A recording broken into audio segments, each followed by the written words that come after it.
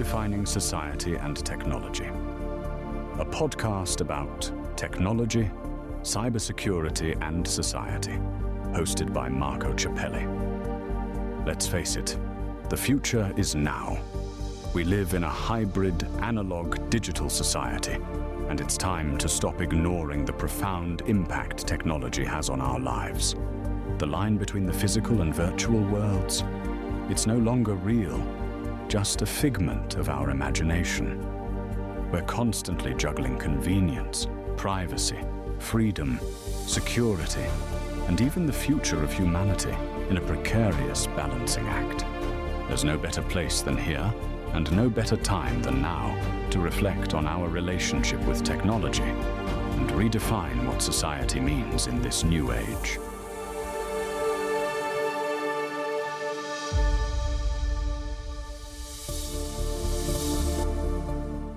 Hello everybody, welcome back to another episode of Redefining Society and Technology podcast with me, Marco Ciappelli. And this is kind of a hybrid. I already have one not too long ago about the Space Award in London. That was in December. It's a hybrid because it's a conversation that I would like to have no matter what.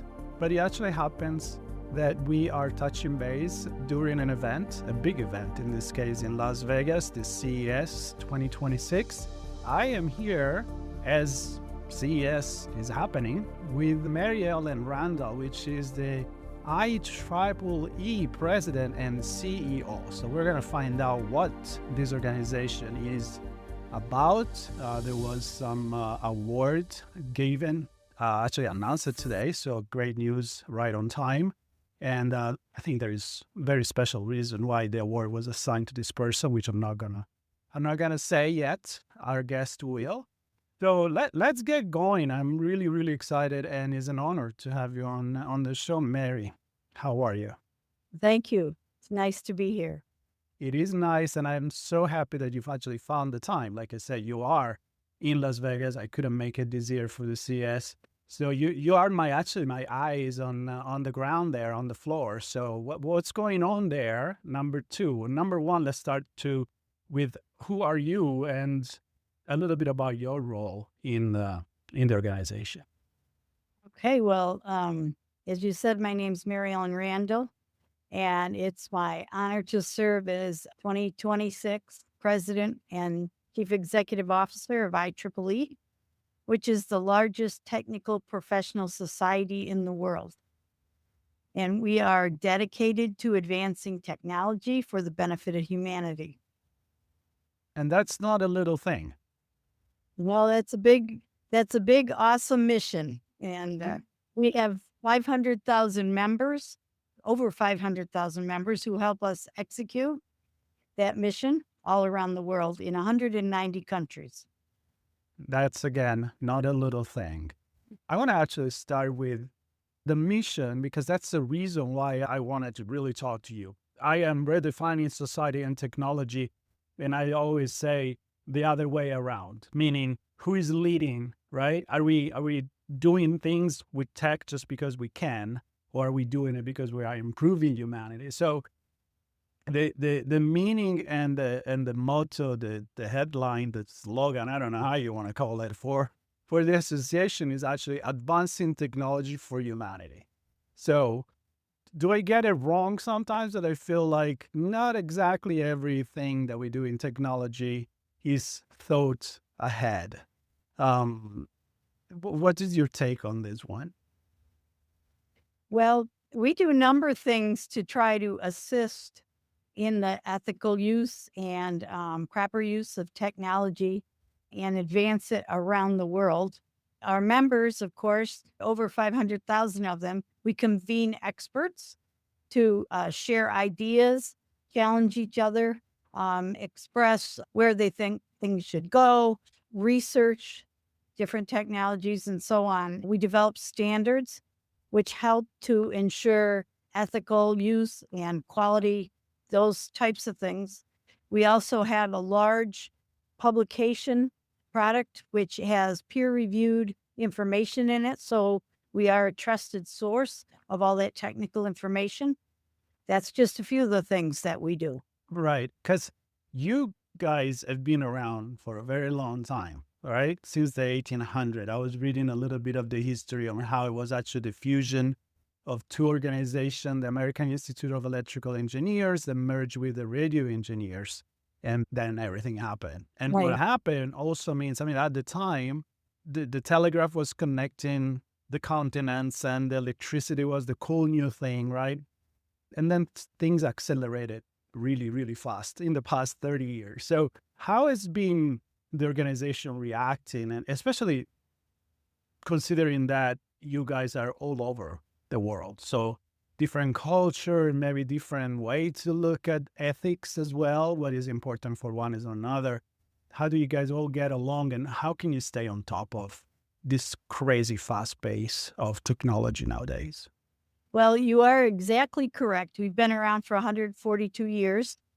The early people who formed the basis of IEEE actually went and exchanged ideas, tried to solve problems together. They tried to challenge each other if they thought their thinking was flawed, and it moved things ahead. And so we do some of the same things today, but of course, now we do it in virtual ways as well as in person. And so with the technological advancements, we can hold conferences in virtual mode, in person mode, in hybrid mode. We can just get folks together to discuss and share ideas on an international basis, even faster and more often than we could do in the past, where we had to go face to face to get information. Right. So just like we're doing today, we're sharing information from long distance, and it's very empowering to do that. Absolutely. If there is an organization that I think could do that very well, it's exactly the IEEE. I mean, you guys look at telecommunication, information technology, and many other applications. So tell me a little bit maybe how things have changed with the AI that seems in the past couple of years, especially generative AI, has been really pushing the limit of ethics and kind of brought the future to our phones and our computers. How are you dealing with this? Well, you are correct in that there are a large number of considerations around AI, and also that it is moving very, very fast. It is accelerating innovation. It's helping us to do things in a much more streamlined manner. I think it's just moved the whole world ahead very, very quickly. And that in itself gives us some challenges, right? But it also is giving us new insights into the world and accelerating things like drug discovery or even process improvements and how you do your day-to-day chores and write your memos. And there's just so many ways that it is being used to help improve our lives. But we do have to be careful with it because we do need some guardrails on it. Our Standards Association, which is a part of IEEE, is very important and looking at AI from a number of perspectives. We do have a program called Certified, and it does help to make sure that people understand how to look at this ethically and how to act ethically with that. We're working on standards that help to remove bias and do all the right things with AI so that we can advance technology with it quickly. We're trying to stay ahead of all those issues. Things are moving fast, and it's going to be very exciting as we go forward in the next several years. Absolutely. Talking about AI, kind of want to prepare the next question, which is going into what you do every year, which you assign a Medal of Honor to someone that has been excelling, I guess, for a lot of reason into this field. And maybe you can bring me some example of who are the recipient in the year past and how giving this honor to someone helps actually to improve not only the organization, but hopefully our society as well. And please tell me who is the 2026 recipient as well. Well, I will tell you the 2025 was Yeah. Henry Samueli, right? The founder of Broadcom. So he was a recent winner. Mildred Dresselhaus was a winner several years ago, and she's called the Queen of Carbon. Vint Cerf was a winner, course, No. he's known for his internet protocols and so on. And Assad Madni was also a recent winner. And we have been giving the Medal of Honor since 1917. So it is a long tradition, over 100 years and over 100 winners that we have been celebrating. And we give the Medal of Honor for someone who has really impacted society with their inventiveness or the impact that their efforts have made in advancing society and impacting it to people. And so this year's Medal of Honor winner, as you know, is Drum roll. drum roll, right? Is founder and CEO of NVIDIA, which is Jensen Huang. And we announced it today and worked with him today. And we're very excited to have him as our winner. He has a beautiful career of innovation and is very influential in AI, and not just the hardware that he's been instrumental in developing, but also the ecosystem that NVIDIA is providing to enable AI advancement. All of that is so very important to bringing changes into the world. Because, I mean, let's get there. Because when you think about, I remember years ago, NVIDIA was for gamers, like was the card, the speed, and the memory you needed for game. And then now, of course, it's allows to do incredible things. And AI need that speed. But again, it's not just the technical aspect, like you said. The honoree has to actually has been doing something that has contributed to humanity, which is, it can go in different angles. So, I mean, tell me a little bit more what the justification is, if you can, for somebody like Jensen Huang, that of course everybody knows who he is, but maybe they don't know enough about all the things that you were mentioning in terms of really contributing to the infrastructure of our society, our technology. Right. Well, again, looking at the ecosystem that's been developed around the hardware, it really enables the AI to go into many, many different areas. So, for example, healthcare, you can make vast inroads there. And we mentioned a couple minutes ago about getting new drugs on a more accelerated pace, things of that nature. Autonomous driving and autonomy in general, factory automation, entertainment was another example. You can go on and on and on with how this can be applied, because the entire ecosystem is being addressed, not just the hardware. And the AI is driving more compute power. We need more compute power in order to support it. And then we also need more efficient ways of generating the energy required in order to do it. So there's just so many areas of tech that are exploding right now. It's really an exciting time to be in this field. Is it also I'm excited. I mean, I wouldn't be doing this podcast if I wasn't.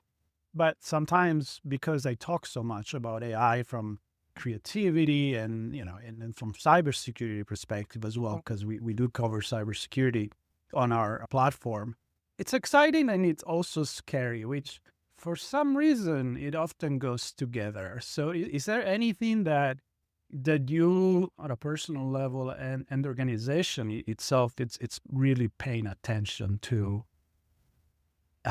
mitigate maybe some of the risks that can come with this excitement? Yes. Well, you're right. We do have to have guardrails in it. Cybersecurity is one area where we have to stay vigilant and make sure we're on the leading edge with that. Making sure there's no bias in models, different things like that. Those are all important. And we do address all of that. Our members look into those kinds of situations all the time and deal with them in their work life as well as in their volunteer life as an IEEE member. Our standards are staying vigilant in that regard as well. We even have standards for protecting young people on the internet. We're trying to keep assisting with that kind of exposure that is there. So you're right that technology is a double-edged sword. but we've worked very hard to try to move it forward in a very responsible and ethical way. Yeah. And let's talk, as we have another few minutes here, about the future, because the future comes much faster now than what it used to be. Mhm. And we can connect it also to event like CES, like, for example, RSA conference in San Francisco or Black Hat, which happen also in Las Vegas. Those are where you go and look at the future of cybersecurity, privacy, identity, and all of that. And of course, it's all intertwined with technology. CES, maybe Viva Technology in Paris in the summer, is where you go and look at the future. I mean, it's just crazy how even CES went from being electronics, maybe probably radio, like the first Medal of Honor, they were like for long distance radio, and turn it into everything that touched society. I mean, you're talking about technology in space, technology in agriculture, technology in healthcare, technology, wearable, everywhere, everything, communications and entertainment. What are you seeing? If you had the time to go around, obviously, and if you haven't, I'm sure that you know what the pulse of the industry is anyway. So what do you see happening now and in the near future that maybe that excites you? Well, I believe that we're in a time where innovation is exploding. And it reminds me of the stories from the Renaissance or from ancient Greece, where people got together, exchanged ideas. In the Renaissance, for example, painters worked with sculptors who then shared ideas with people who were interested in science and different things like that. And they used all these different intersecting disciplines to come up with really creative ideas and explosive growth. And I think we're in another time like that. And being in that kind of a time, I think that IEEE plays a very crucial role because we are the way to get together and exchange ideas on a very rapid scale. And so it's really important in my mind that we help everybody innovate and we lift all of our areas of expertise so that we're all innovating together, that we cross discipline so that, again, it's a societal kind of thing, systems engineering, different things like that help us to move ahead very quickly. And I believe that we're a facilitator or a catalyst in that regard. That's a role that we want to take. And I believe we have all the ingredients to do a great job at that. Any technology, and then I'll touch on the Renaissance because I'm from Florence, Italy. So when you talk about Renaissance, it really moved me. Any kind of technology beside AI that you're kind of excited about? Well, I think that's driving a lot of things. Like I mentioned, the increased need for data centers and computing power and all those kind of things. We need to figure out more sustainable ways to get energy, but also we need to get energy quickly. And that energy curve is right in IEEE sweet spot as well, because we have a number of power engineers in our organization and people who deal in that. We have people who are in the data center space. We have hardware and software development that are all IEEE members. We have application developers that are all IEEE members. We have researchers in 38 different technical societies. All those things contribute and they're coming together in such a really cool way that, again, I just think we're in for like a new renaissance, if you will, because everything's lined up right now. And I hope I'll make the most of it and do it very responsibly and move forward very quickly. I love that. And I love that, you're talking about these sectors and I'm thinking like the guilds, right? The Renaissance, the guilds. Exactly. I always love to think about history and look at the future. My brain is analog and digital at the same time. And I think that when people get into this industry and this profession like engineering, people that are inventors and computer scientists and mathematicians, whatever you want to say, I think they do it because they're driven by a real passion. Yes. Sure, then they can make money, they can make a living, but I think what they really want to do, they want to make a difference. And so I think that having an organization like yours and having events like CES it's fundamental to actually pause for a second out as well and say, are we really doing the right things? Are we just driven by the money? Are we making decisions that are go live with the invention and in the updates, and then we'll fix it later, as sometimes they say about Silicon Valley? I think the real engineers, they probably do everything they can to think before. And that's probably why they also join. How can people do that? I mean, how can people join the organization? Can company as well do it, or is it only professional? How does it work? Like a call to action to people that are interested in being part of it. Individuals can go to IEEE.org and they can sign up right there. We do have corporate programs where we have a special relationship with companies. So we're happy to also facilitate that sort of thing. But you're right about people join because they believe in our mission. We're not just there to help ourselves. We do help ourselves. We challenge each other. We work together. We support each other. But we're here to try to change the world. And we talk a lot about engineering with purpose. And so that is one of the things that resonates with IEEE members. And as we said, there's over 500,000 of them around the world, and they want to do good. It's the days are here. We even do humanitarian activities. We respond to disasters. We develop unique solutions in parts of the world with student groups and other nonprofits. And there's a number of things that we do just from the humanitarian side as well. And people are very interested in contributing that way worldwide in the benefit of everyone. You mentioned the students. You're very active. There are many students that are part of the organization, Mary. Yes, I think we have 189,000 roughly around the world that are IEEE members. Yep. Well, always room for more. And there's always room for more really good conversation with technologists that really have opinion on how we can change society, how we can make humanity better on my podcast. So if you can think of someone that wants to come and have a chat with me or something specific that you guys do, I'm more than happy to keep the conversation going. I'm not an engineer. I'm more like a humanitarian kind of guy, but the sociological part of it, that's what really interests me. Keeping the door open for more conversations with the organization. Wishing you all the best, and thank you so much for finding the time on what I know is a very busy schedule there in Las Vegas. So Mary, thank you so much. I really appreciate it. It's been a real pleasure, and I enjoy the social part of it, the social aspect of technology as well. So it was very interesting. Thank you so much. I love it. And everybody, stay tuned. We'll have more conversation even about CES with the organizers, and maybe look on the floor of what's going on over there. And of course, we'll talk about technology and society. I never get bored because anywhere I look, there is the connection right there.